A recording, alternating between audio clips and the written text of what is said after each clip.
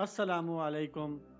گزشتہ کچھ سالوں سے پاکستان جن گھمبیر معاشی مسائل سے دوچار ہے ان میں ایک بڑا مسئلہ اربوں ڈالرز کے لیے گئے قرضوں کی سود سمیت واپس ادائیگی ہے۔ اگرچہ قرضہ تو دنیا بھر کے ممالک بشمول ترقی یافتہ ممالک بھی لیتے ہیں، لیکن پاکستان کے ساتھ مسئلہ یہ ہے کہ گزشتہ 1 سے 1.5 دہائی کے دوران نہ صرف مختلف حکومتوں کی جانب سے اربوں ڈالرز کا بیرونی اور اندرونی قرضہ لیا گیا، بلکہ ماضی کے برعکس اس عرصے میں زیادہ تر قرضہ مالیاتی خسارہ پورا کرنے کے غرض سے اور سیاسی بنیادوں پر شروع کیے گئے ان بڑے بڑے منصوبوں کی تکمیل کے لیے بھی لیا گیا جن سے کوئی آمدن ہی نہیں ہوتی۔ الٹا ان منصوبوں کو جاری رکھنے کے لیے ہر سال پہلے سے مالی مشکلات کا شکار حکومت کو اربوں روپے کی سبسڈی دینی پڑتی ہے۔ اس لیے اگر شدید مالی ضروریات کو دیکھتے ہوئے یا ان ناگزیر منصوبوں کے لیے ہی قرضہ لیا جاتا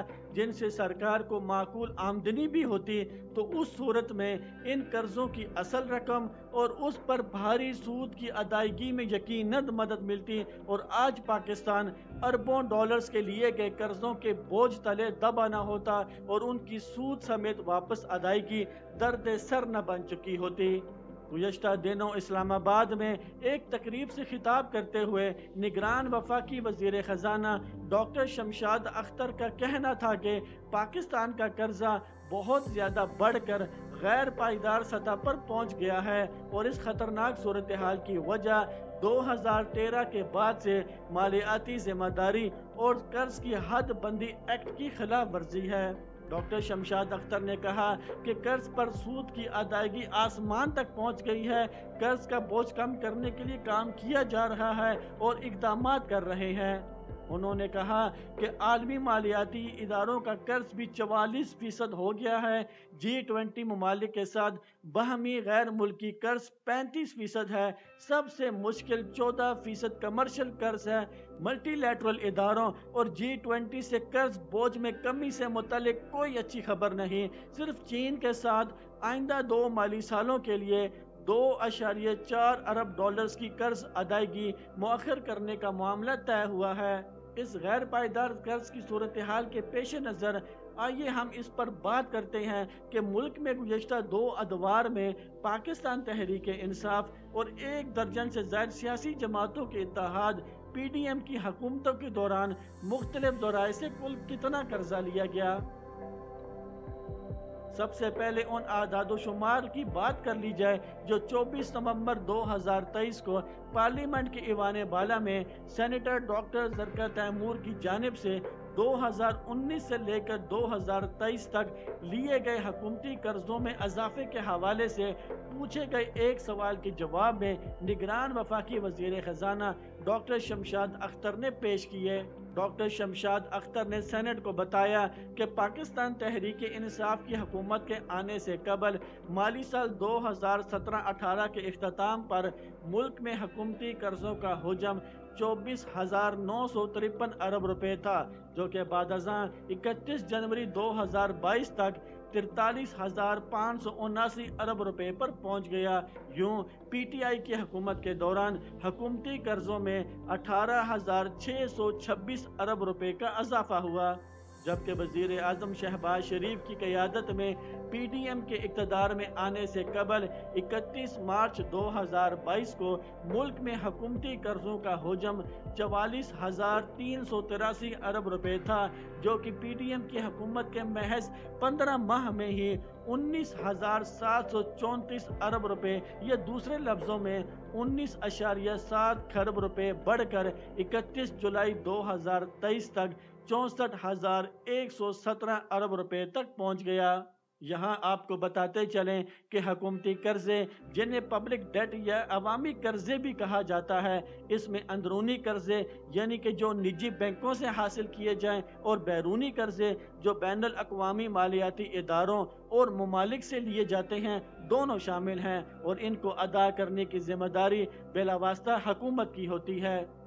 PDM کی حکومت کے دوران حکومتی قرضوں میں 17.1 کھرب روپے کے اتنے بڑے اضافے کی وجوہات بتاتے ہوئے ڈاکٹر شمشاد اختر نے کہا کہ بنیادی طور پر یہ اضافہ بجٹ خسارے کی مالی اعانت اور امریکی ڈالر اور دیگر کرنسیوں کے مقابلے میں پاکستانی روپے کی قدر میں بے انتہا کمی کی وجہ سے ہوا۔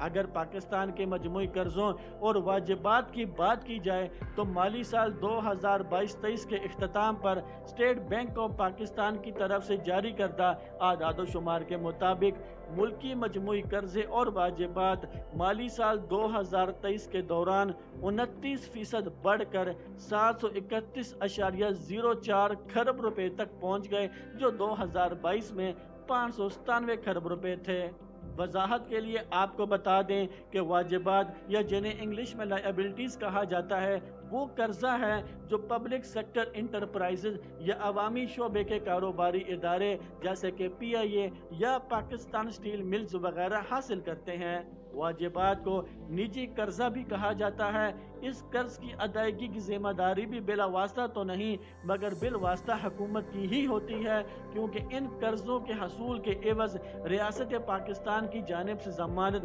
یعنی کہ گارنٹیز دی جاتی ہیں۔ اسٹیٹ بینک آف پاکستان کے اعداد و شمار کے مطابق PDM کی حکومت کے دوران 30 جون 2023 کو پاکستان کے مجموعی قرضوں اور واجبات کا حجم 77,104 ارب روپے تھا، جو کہ PTI کے حکومت کے آخری دنوں میں یعنی کہ 31 مارچ 2022 کو 53,592 ارب روپے تھا۔ یعنی کہ PDM کی حکومت کے پہلے محض 15 ماہ میں ہی ملکی مجموعی قرضوں اور واجبات میں 23,511 ارب روپے کا اضافہ ہوا، جو کہ 43.84% بنتا ہے۔ اسٹیٹ بینک کے مطابق PDM حکومت کے 15 ماہ میں ہی مجموعی حکومتی قرضوں میں 41.6%، اندرونی قرضوں میں 38.5%، بیرونی قرضوں میں 47.6% اور مجموعی قرضوں اور واجبات میں 43.84% کا اضافہ ہوا۔ یہ بات بھی بتاتے چلیں کہ اکتوبر 2018 سے مارچ 2022 تک PTI نے اپنے 42 ماہ کے دور اقتدار میں ملک کے مجموعی قرضوں اور واجبات میں 22.7 کھرب روپے کا اضافہ کیا تھا، جبکہ وزیر اعظم شہباز شریف کی قیادت میں PDM کی حکومت کے صرف 15 ماہ میں ہی یہ اضافہ 23.5 کھرب روپے دیکھنے کو ملا۔ اور یہاں یہ بات بھی ذہن میں رکھیں کہ ابھی ان اعداد و شمار میں PDM کا اپنی حکومت کے آخری مہینے یعنی کہ جولائی 2023 میں لیا گیا قرضہ شامل نہیں ہے۔